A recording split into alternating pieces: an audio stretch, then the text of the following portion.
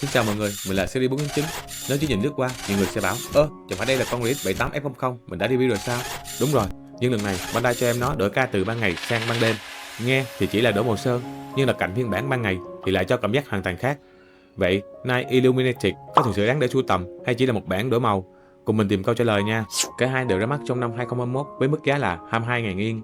Chỉ cần nhìn vào mặt trước của hộp, có thể thấy Bandai thiết kế theo hai chủ đề khác nhau. Phiên bản bên trái sử dụng tông xanh chủ đạo tái hiện khung cảnh Gundam Factory Yokohama vào ban ngày. Trong khi đó, bên phải lại chuyển sang tông tím đen, mô phỏng không khí trình diễn ánh sáng vào ban đêm. Hãng còn lựa chọn góc chụp từ dưới lên để làm nổi bật sự đồ sộ của Gundam. Hình ảnh cụ cầm khiên và vũ khí gần như bao phủ toàn bộ phía trước. Mặt sau của cả hai phiên bản gần như giống hệt nhau, vẫn là các hình ảnh minh họa, tư thế tạo dáng cùng đầy đủ phụ kiện.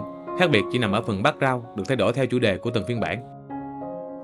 Mặt bìa sách hướng dẫn được thiết kế khác đi, còn toàn bộ nội dung bên trong thì giống hệt. Cả hai hộp đều được Bandai dán siêu tròn. Bên trong, cả hai đều được đặt trong khay mút bảo vệ, đi kèm với đó là giá đỡ súng và hai chu beam saber. Chia sẻ với mọi người một chút, nhiều khi mua đồ second hand, mình thấy khá nhiều bác không bọc keo bảo vệ cho những thanh nút này. Còn mình thì vẫn bọc cẩn thận, để sau này nếu có bán lại, nhìn tổng thể còn được giữ gìn tốt, thì người mua sẽ thiện cảm hơn. Rồi, bây giờ mình sẽ chỉ ra những điểm khác biệt giữa hai phiên bản này. Đầu tiên là phần giáp vai và giáp gối. Ở phiên bản Night Illuminated, các mảng màu tại hai vị trí này bị sơn lên nhẹ, trong khi ở phiên bản Standard thì không gặp tình trạng này. Điểm khác biệt tiếp theo nằm ở mảng giáp trước ngực. Ở phiên bản Night Illuminated, tông xanh được làm tối hơn để phù hợp với chủ đề ban đêm, trong khi phiên bản ban ngày sử dụng màu xanh nhạt hơn nên sẽ trong sáng hơn và tươi hơn. Tiếp theo là các chi tiết màu vàng. Phiên bản ban đêm có tông vàng đậm hơn so với phiên bản ban ngày. Khác biệt cuối cùng ở mặt trước là các chi tiết màu đỏ. Tương tự như màu vàng, phiên bản ban đêm có tông đỏ đậm hơn so với phiên bản ban ngày. Bàn chân thì cũng tương tự. Còn ở mặt sau, 4 ống xả là điểm khác biệt dễ nhận ra nhất.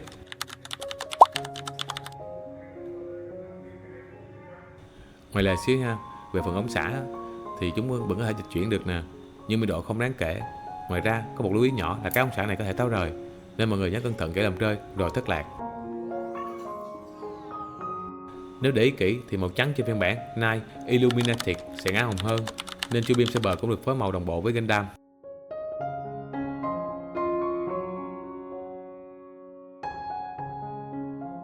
Tương tự, phần Bayoka, khiên, Befin trên phiên bản Night Illuminated cũng được ngã hồng để đồng bộ với phiên bản. Riêng khẩu súng trường thì không có sự khác biệt giữa hai phiên bản.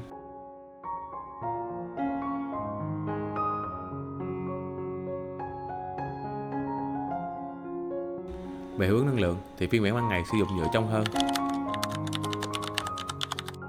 Cả hai phiên bản đều đi kèm đầy đủ 5 cặp bàn tay thay thế và được phối màu giống hệt nhau. Khác biệt cuối cùng là phần đế trưng bày và trụ đỡ. Phiên bản ban ngày được phủ màu đen sáng, còn phiên bản Night Illuminated sử dụng tông xanh đậm. Tuy nhiên, mình không thích phần đế trưng bày, bề mặt được phủ bóng nên rất dễ bị bám vết xước trong quá trình sử dụng.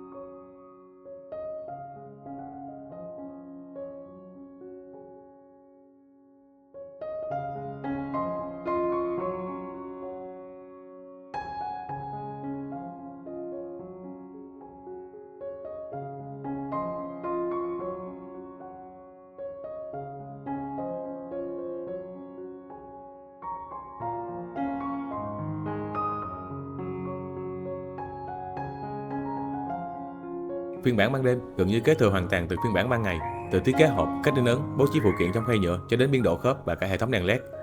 Em này vẫn có LED nha mọi người, chỉ tiếc là pin của nó đã hết nên không kịp quay cho mọi người xem. Điều khác biệt chủ nằm ở phần hộp được đổi sang tông màu tối, còn nước sơn trên thân Gundam, khẩu bazooka, tấm khiên và cả chiếc ve phim dự phòng đều được pha thêm sắc hồng nhẹ cho cảm giác nổi bật hơn. Nếu đặt hai phiên bản cạnh nhau thì mình sẽ nghiêng về bản Night Illuminated. Tuy nhiên, em này cũng có giống hệt bản ban ngày, phần sơn ở ngực vẫn hơi sần sùi, đây là điểm mình thấy khá tiếc. Vậy có nên mua hay không? Theo mình là nên mua. Dòng Chogokin tự như MB hay GPFMC mà hiện tại nhiều lúc còn có thể mua với mức giá dễ chịu hơn cả giáp pre-order. Quan trọng hơn, đây còn là phiên bản thu nhỏ của Gundam Factory Yokohama, một công trình đã chính thức khép lại. Chỉ riêng điều đó thôi cũng đủ để em này có một giá trị sưu tầm rất riêng. Và đó cũng là kết thúc bài review về Chogokin RX-7A F00 Night Illuminated. Nếu thấy video này hữu ích thì đừng quên để lại một like và chia sẻ đến mọi người để ủng hộ mình nha. Bye bye, hẹn gặp lại mọi người trong video tiếp theo.